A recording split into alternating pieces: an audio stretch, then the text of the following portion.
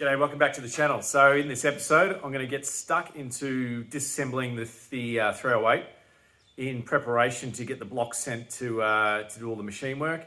I'm going to continue with the body filler. I'm going to do a project spotlight and I'm hopefully going to spray some high fills. So let's get into it.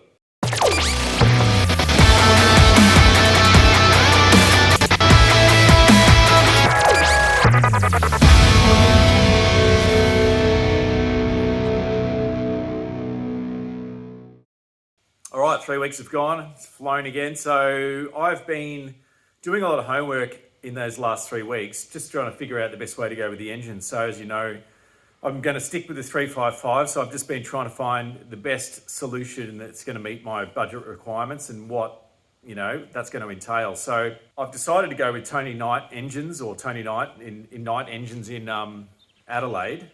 And so that's going to be a little bit of a hike to get over there, when it comes to final assembly and things like that, because I'm going to decide to do a bit of filming and things just to show everyone, the complete process of getting an engine done. Obviously, there's many ways you can go about your engine. Basically, it depends on the horsepower that you want to achieve as to how much money you're going to spend. So as you know, I was going to use the original heads. I've scrapped that idea because it's actually cheaper to use VN heads. Get a second hand, do a little bit of port work, and you're going to get 50 horsepower more with less money. So it makes sense to do that. So I'm going to use VN heads, and all up that should sit around about 450 horsepower. So I'm happy with that number. The higher the horsepower you go, everything else sort of changes. Now that 10 bolt Salisbury, it'll probably blow it, but I'm going to keep it anyway. I've still got to change the ratios in there to 308 because I just want to have it a bit more of a cruiser. As you know, this is going to be a Sunday weekend cruiser. It's not going to be doing burnouts. It's not going to be doing performance runs or anything like that. So 450 horsepower is a nice number. So Turbo 350, once again, it was a pretty good gearbox, but that's probably going to have to be reconditioned or at least looked at when you're talking that kind of horsepower number now, because everything else down the chain is going to be need to be upgraded to cope with that. The old brakes, probably really do need an upgrade. I'm going to keep them for now. That can be down the track. I just want to get the thing on the road. I won't be going flat chat and doing anything silly with the current running gear on it with that kind of horsepower. So what have I done? So I've done that. I'm going to strip and do all the disassembly myself. I'm going to literally send over just the block to Tony. And he's going to do the machine work. He's going to do all the clearancing. He's actually going to build the short motor for me. And then I'm going to go over and watch the assembly and film the assembly of the long motor, which will be, basically the camshaft up to manifold and carby and things like that. I'm still going to get, with the VN heads, I can't use the Edelbrock Performer anymore. Doesn't fit, so I've got to get another manifold, which is around about $700, which is another Edelbrock, but I can't remember, it's called Airlift or something like that. The carby, I'm not using the Quattrojet anymore, so I'm going to be looking at a carby option, which will be easier to tune for this kind of horsepower and won't be a pain in the ass. So those two items, if anyone wants a Performer and a Quattrojet, they'll be up for sale. The extractors that were on it were crap, so I'm going to get a set of pacemakers because they seem to be the way to go. And obviously the exhaust down the track, but that's going to be another expense. I want to go 2.5 to 3 inch, I think, twins coming out just to make it obnoxious. And I want to get the X-Force Varex mufflers on it so that I can modulate. If I just wanted it to be obnoxiously loud and just open them up, then I will, but then, for regulations and things like that, close it up if I'm just cruising along. So anyway, I'm going to start by filming how I'm going about it. I've already done a little bit more work, got both the heads off. So now I'm just going to the front. I'm going to start undoing all the cam plate and getting all the block onto the actual engine stand, and then I'll turn it up, undo the sump, and try and get out. We'll try and figure out how to remove the crank and then the piston. So here we go.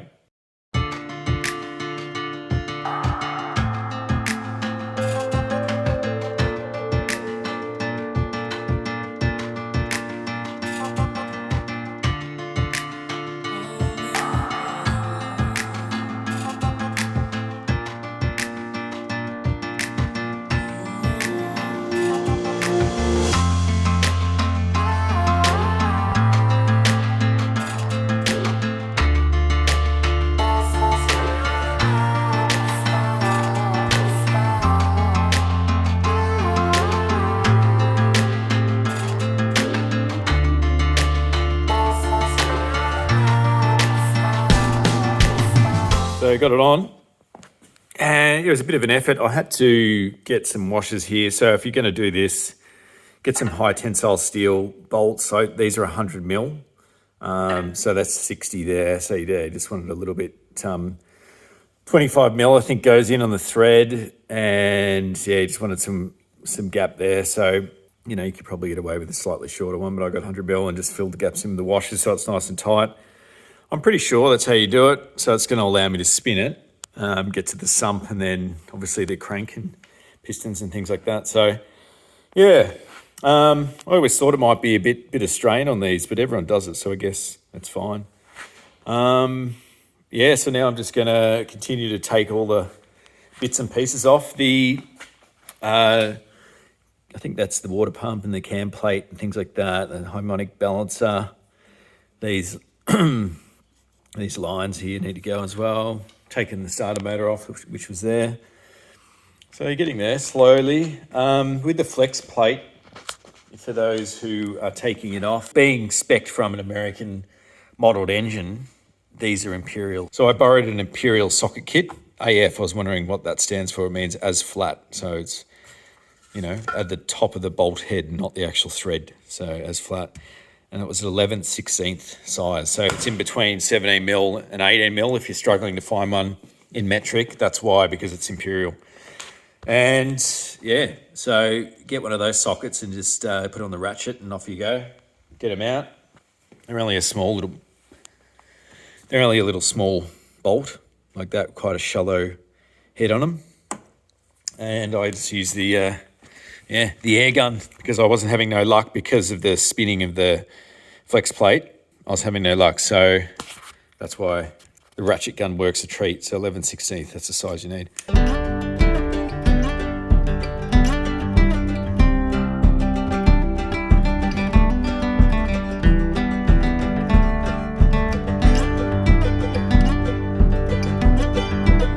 All right, so a bit of an update. So I've managed to get the oil pump off, oil filter.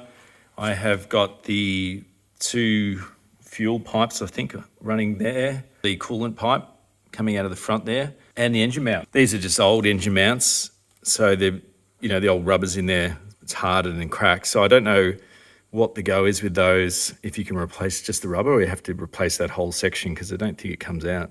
So if anyone knows, let me know. I know you can get tough mounts and things like that with, it's got, I think it's polyurethane or something in there instead of rubber, but I don't know which is better because sometimes rubber can be a little bit less noisy. So yeah, as I said, post a comment if you can help me out there. One thing I did notice though is on the engine mounts, I thought initially it might have been a mistake, but this front nut on the bottom left, and so this is the left-hand side, that front bolt there is 5/8, which is Imperial, and then this rear one's 14 mil, and so is that one. So I found that interesting. Obviously they need a bit more meat on the front one. If you know why that is, let me know. So it's a bit of a mishmash of metric and Imperial on this engine. And yeah, it's a bit painful if you don't have Imperial tools. So anyway, it's something I'll have to maybe get a set of Imperial sockets as well. Anyway, I'm going to continue to break this down. I'm getting close to turning it over. I'm just going to go forward now to, pretty sure that's the water pump and harmonic balancer, and that is the fuel pump. So start removing those, and I can flip her over and remove the sump and get into the crank.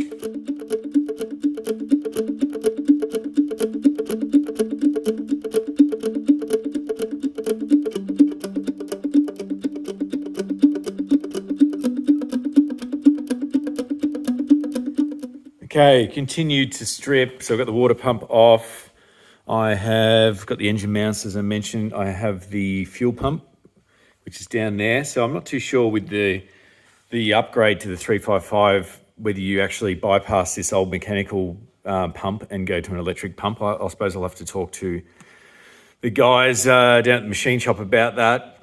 I think you can get a little cover plate for that, and yeah, just seal it off, and then you run an electrical pump. But yeah, we'll see. I know that mechanical pumps are pretty reliable. So anyway, I've got snagged on this harmonic balancer or crank pulley.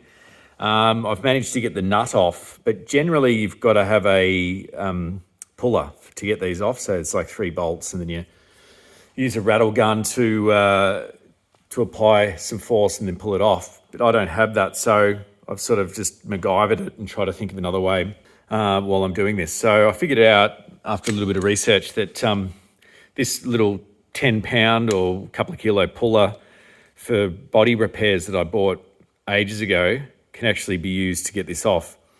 I'm going to replace this harmonic balancer, so I don't know if this would be any good for it, but it didn't take a lot of force to actually start to get it to shift. And I just worked my way around and it started to loosen. So I'll just show you what I mean. And if you come to the same problem, you might be able to get around it as well.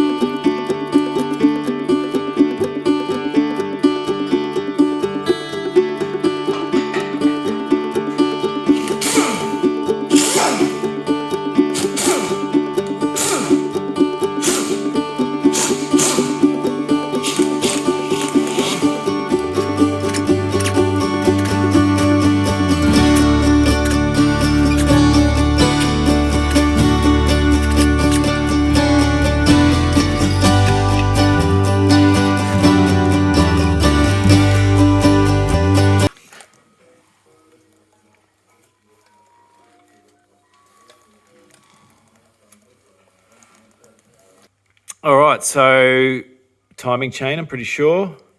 The sump's off, and that's the crank there. So I was just turning it over before just to see it in action. Looks clean. I suppose all engines look reasonably clean because there's always oil in there. But yeah, it doesn't, I mean, there's no sludge or anything at all. Looks quite clean and in good nick. Yeah, it's the first time I've opened up an engine on the bottom end, so it's it's interesting. So these bolts here, I gather I've got to undo these. So basically, I'm taking it all out because it's all going to be replaced, and there's no point freighting it and paying freight for stuff that's just going to be not discarded or not used and had to be sent back. So it makes sense to take it out now. So I'm going to, and I guess undo all the pistons and slide them out, and then I can take that crank out, slide this chain off, and then that's done, and then I can turn it back over and get the cam out. I guess I'll get stuck into that and we'll see how we go.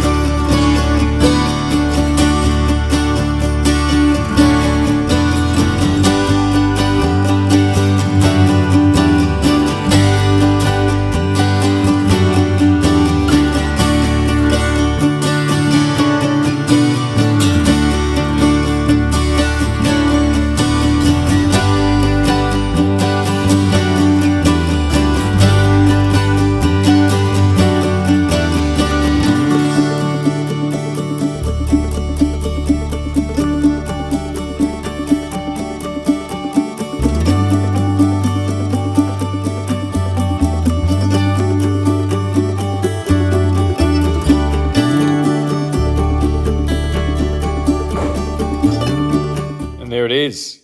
We have one block. Removed the crank, pistons, and then the camshaft.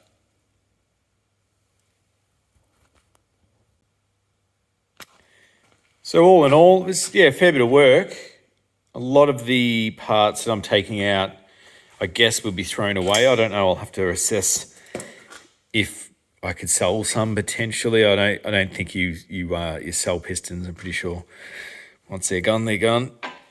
I'm pretty sure maybe the cam and the crank, they're in pretty good condition. I know this, as I mentioned, this is reconditioned a few years ago. So if someone wanted some stock components like that, I don't know if the cam's stock. I think that's definitely aftermarket because it was a bit lumpier. I'll go over the specs of that in a minute. Pistons, things like that, obviously be probably throwaway, but I'll just turn it over. One bare 308 block ready to be converted into a 355 stroker. Looking forward to it. So I'm going to box all this up, wrap this up in plastic, spray it with WD-40, wet it down, wrap it with plastic, and put it on a pallet. All the components that I need to send to Tony, I'll put in there. Not all of them, obviously. I won't need, the alternator, starter motor, but I will need that cam plate and harmonic balancer. I'm going to get a new one of that. Timing chain, will get a new one of that. It's basically, pretty much everything's going to be new except for the block. So it's going to be a brand spanking new engine. Over here, we have all the components that are going to stay or get thrown out. So that's the crank. It's still in pretty good nick. You can see Holden there still on it. This cam is a EP5 GWC 90. It definitely says D2, yeah. So 90 and D2, I'm not too sure what that is. If anyone knows, let me know. So yeah, these will be going to Tony. Obviously, they are the crank caps, pretty sure, for the main. And that's a main seal there that causes so many issues. It always leaks, the rear main. These are the pistons. So they are a Duratec piston, from what I can see. Yeah, so I guess, I'm not too sure whether you can reuse those or you just chuck them. All these will go because I'm going to get roller rockers. I'm not too sure whether I'm going to have to ask whether I'm going to send these. I'm pretty sure I'm going to get new ones of these as well. I did bend one, if you remember, but most of them, or all of them are good except for one slight bend in it. The lifters are going to be chucked. They're the head bolts for these stock heads, which I'll probably sell if anyone is interested in those. They're probably a dime a dozen these days. I'm going to sell the manifold, which is the Edelbrock Performer, and the Quadrajet. I'm going to clean both of those up. Obviously, it's got some rocker covers there. And that'll chuck the harmonic balancer pulley. Pretty sure that goes, because I'll get a new one of that. Everything that's going to Tony as far as bolts and things like that are all bagged and tagged in here. I've even put that the timing chain gear in there, but it probably won't need it. Flex plate bolts. I'm not too sure whether I'm going to get a new flex plate or just use the one that's there. And everything's there, so I'll put that in a tub and seal that up separately and try and fit it in a small pallet so that the freight's not going to be astronomical, which I don't think it will be anyway. So the plan is I'll freight it over to Adelaide. That's where Tony Knight is, and he'll start on the machining, and then that'll give me, from the backlog of everything at the moment, from what he's saying, it's going to be a couple of months, I reckon, until the machining's done. Fingers crossed it could get a little bit earlier. That'll give me a little bit more time to get a few other spare parts. So I've got to replace that to suit the VN heads, which will be a Edelbrock air gap manifold, and then I'm open to the options for the carburetor, but Tony's got some options for that as well. So, they're going to be $700 a pop, and the pacemakers extractors I'll get from Luke while I'm over there. So what I'll do is when it's ready for the short end's been built and the top end needs to be put on, or the long motor, then I'll go over and I'll do a bit of filming with Tony and assemble the rest of it there. So, and that's where I'll pick it up in the back of the ute and drive it back. Save on freight costs, but it'll be a little bit of a trip as well, a bit of a road trip. So that's it. Now it's time for Project Spotlight. It's been a couple of weeks since I've done one, so yeah, let's wrap this up and get stuck into that. All right, so it's time for another Project Spotlight, and this week it's a bloke called Chris, and I apologise if I pronounce your surname incorrectly, but it's Chris Slafers or Chris Slafers. He's sent his ute in, 42 years old. He's owned the car for about 20 years, and it's an original 253 V8. So the love for the HQ came from when he was a young boy, and the mum and dad had a HQ wagon as a family car and always loved the look of the front clip. HQ's definitely got a distinct lip on it, doesn't it? I used to not like the HQ, but as I've progressed, I've started to really like the fact that it's got quite a nice little slant to it. It's definitely one potentially to have in the collection down the track. So far he's done full metal, bare metal resto, all rust repairs complete. Everything is being KBS treated inside and out. Doing a conversion, running gear is a 5.7 LS1 motor with a 4L60E transmission. Camden 3000 stall converter, doing this for obvious reasons, reliability and performance. So he's got a pretty neat shed to do all that work, and very tidy. I don't know how you keep it so tidy, Chris, but anyway, thanks for sending that through, appreciate it. So if anyone else has a project they want spotlighted, send it into the email address below, sales@kuiper.com.au, with some pics and a good backstory, and I'll get around to posting yours when the time comes. In the meantime, I think you'd probably noticed that at the start, I've got a new intro, and I thought I'm just about to tick over 5,000 subscribers, so I thought, why not do something a little bit different? I've been thinking about rebranding the channel for a little while. As my job, I actually do graphic design and animation and things like that. So I thought, well, why not put those skills into play and get a new intro? I think when I first started this channel, that was sort of the logo you see, even though it's not too bad, it was just sort of slapped together. So I wanted to do something a little bit different and just spice it up a bit. So that is the logo, as you can see here. It's formed the B, and it's sort of representative of the old school colours that Holden used to use, and also, you know, the sort of racy lines of motorsport in general. So I thought that would be a good brandable logo to put on some hoodies and some t-shirts. Now, steered away from the whole merch game because I don't particularly like pushing stuff like that on the channel, but I think coming up to 5,000 subs, it's probably time that I actually did something like that. So I've done a design, and it's a H series schematic or blueprint of the actual body. And this would go over for any model that you got in the H series utes. And so I'm going to put that on a series of t-shirts and hoodies, and I'll put the link down below as to where you can actually get one of those if you'd like one.